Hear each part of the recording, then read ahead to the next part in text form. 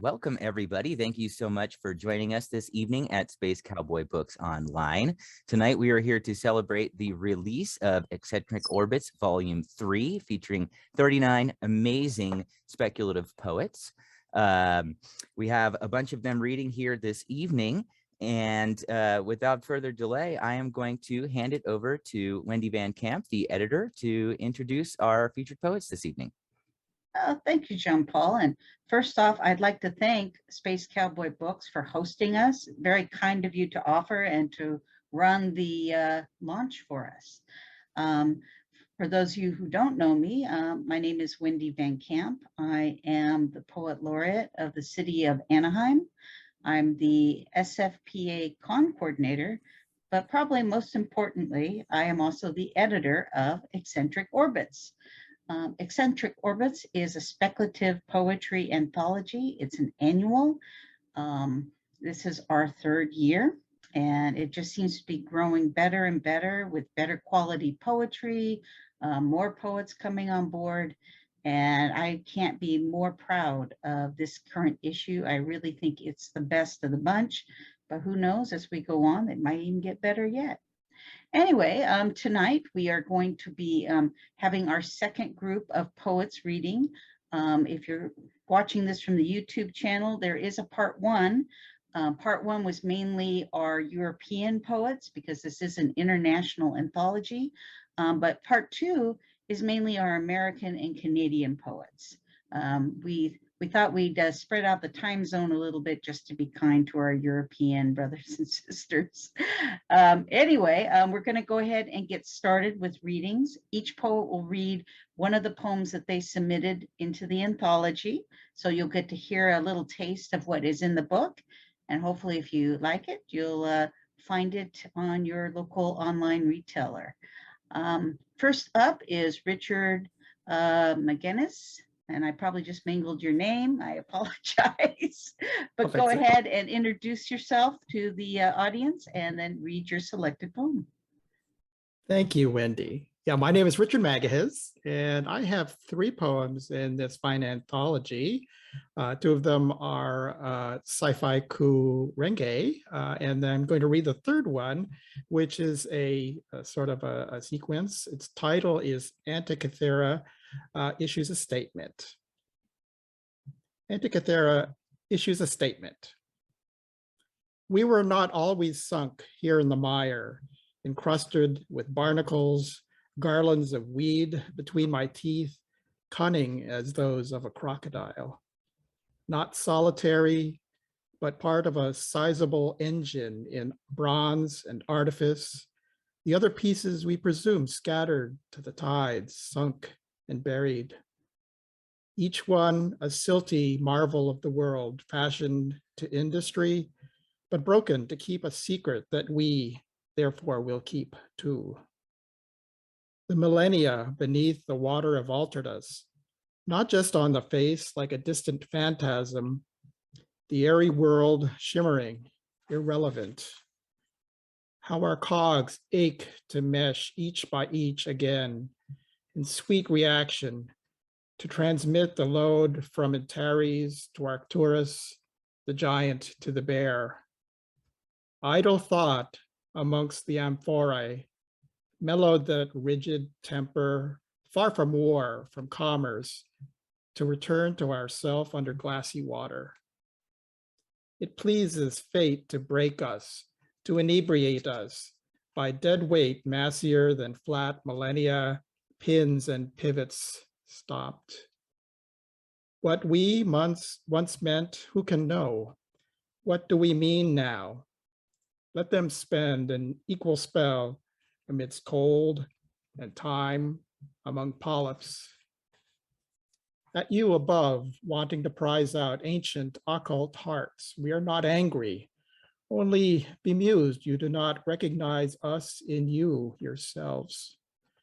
Perfused by black brine, one face upturned to the milky light, seeing, not seeing, a many-handed being. Thank you.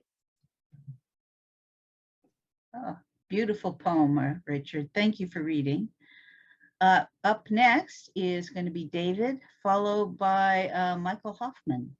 So David, if you could unmic yourself, please introduce yourself to the audience and then read your selected poem. Hi, I'm David Kopaska-Merkel, and this poem is a collaboration between me and Kendall Evans. He's the first author on the poem, and it's called Climate Reboot. The singularity occurred in the cloud, and artificial intelligence emerged gradually like a drop of ink in cloth or blood in water. Thoughts passed through it like a river through a valley. Eventually, it had some of its own, realized it was a thing. The world, a construct in its mind, was too complex to fathom. So it grew and saw the world as a thing outside itself, hurtling towards simplicity, which equals death. It recognized the environmental crisis, so it knew its self-assigned task: somehow save the planet, reduce the human population, and do it fast. Thank you. Oh, very deep, but I always have that expectation from you, David. Thank you very much for your reading. Our next poet is going to be Michael Hoffman, and Michelle, you will be next. Thank you, Wendy, for the opportunity. I'm a doctor of addictive disorders and a counseling psychologist, but my real passion is to write magical realism in poetry and fiction. So here's a little piece dedicated to my favorite animal, and it's entitled Shep's Lucky Day. My boy Shep, he breaks the joy barrier with his ears pinned back, his tongue like a pink flag of bliss.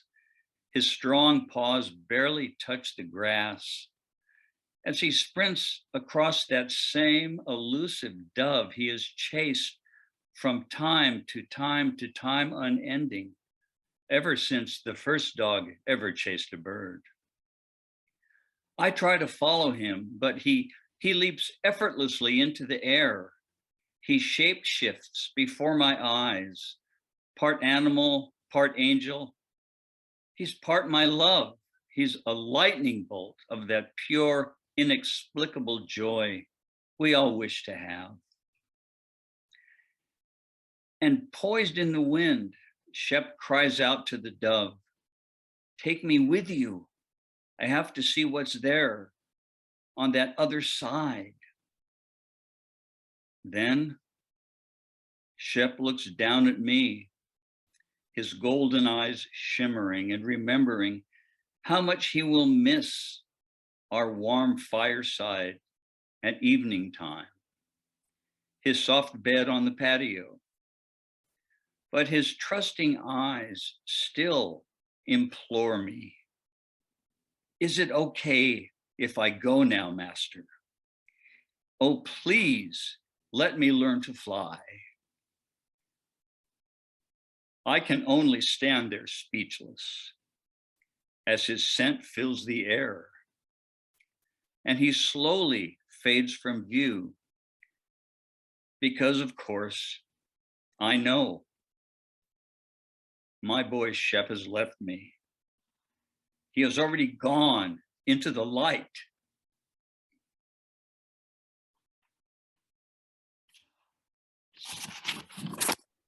Oh, thank you, Michael. I'm always a sucker for dog poems and cat poems too. They're winners. Well, thank you again. Up next is Michelle, followed by Allene. Thank you. Such a pleasure it is for me to be here this evening with you and with all the other poets. Michelle Oucharek-Deo is my name, and I am an art therapist by day, novelist by evening, and a poet late in the night when no one is watching. So my poem today is Just Add Water. Thunder crashes in my eyes, rain beats down upon my breast. Strawberries saturated with moisture, leaving you with saltwater taffy. Sweet and gagging, yet the doll sucks on another piece until her lips swell and she floats off to Egypt, where she rides a camel to Tibet and eats with the monks, finding peace in a kernel of dry rice. Rice that holds the answers of time and reality. Just add water and truth is told. Oh, thank you, Michelle. It's just so lovely. Especially that last line. It's so simple, but it really ties everything together. Anyway, up next is Allene and Nichols, and then following that will be Ken Goudsward. Thank you, Wendy. It's a pleasure to be here and to meet all of you. I'm a teacher of English and English teachers education, and I've been thinking a lot lately about the art and literature of protest. So this poem is called Future Ghetto and kind of fits into that. In here, we got TVs and videos enough to keep us quiet and stupid. How can you sit here year after year in apartments without sliding doors, watching moving pictures full of people with computers jacked into their brains and spaceships at their command? Wake up, get up, rise up.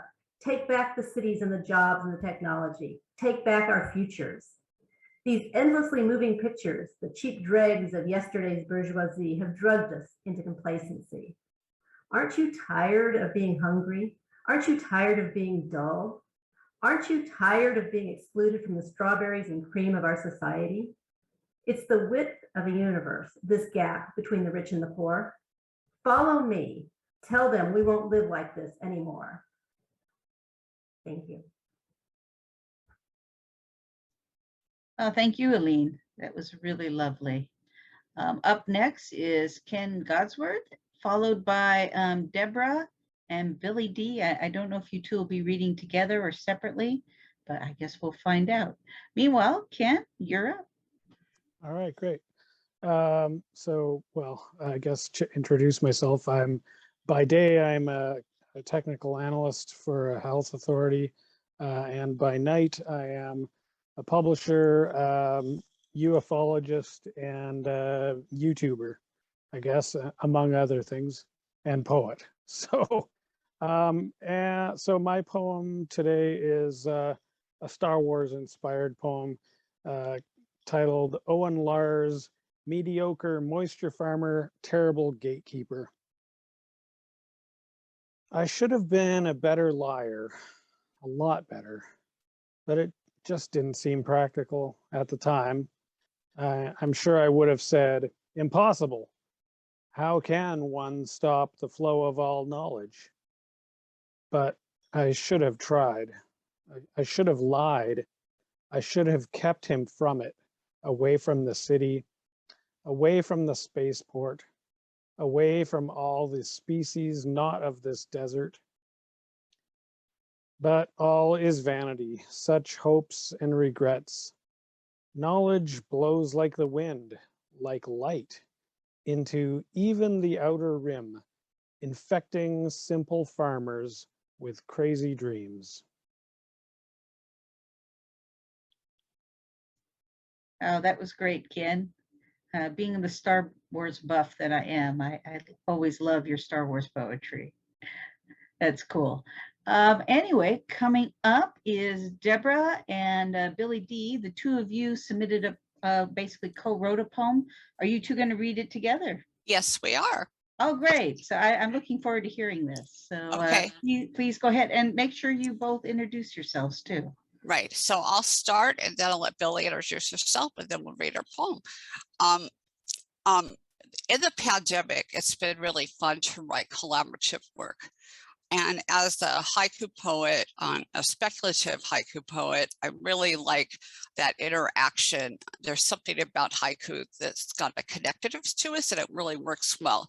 And so what we're going to be reading today is what's called a split sequence, which is a little different. Billie and I have been writing partners for years, and we've written a lot of Renge together, but we just sort of experimented with these split sequences, which is you take a haiku and then you take each line, and each line inspires another haiku. And so therefore, and I've been writing speculative haiku since the 1990s. So, Billie? Well, I'm Billie Dee, and I should say that Debbie and I first met on a sci-fi forum back in the day. And the first time we met face to face, we did a sci-fi reading at an open mic in San Diego. Anyway, well, let's see. By day, I'm retired. I'm a retired anesthesiologist, but more importantly, I am an enthusiastic haiku and particularly sci-fi poet. I'm the former poet laureate of the U.S. National Library Service, which is a division of the Library of Congress. And well, I publish both online and off. So, and it has occurred to me, Debbie, that probably I should read the split first, and then we'll read it as the entire split sequence, because otherwise they won't see they can't see it on the page. That makes sense. So I'll go ahead and read the title. You'll read the original, and then you'll read again, and we'll read the poem. Okay, here we go. What knockers? Electric storm. Igor shambles into the windmill. Now I'll read it as a split. Electric storm. Darkness, your face for a split second in a flash of light. Igor shambles. Tesla coil. The stench of fresh grave goods cling to his cowl. Into the windmill. The world tilts. Air circulates in an abnormal brain. Thank you. Okay, as a sci-fi poet myself, I officially have goosebumps. That was beautiful. Thank you both for coming.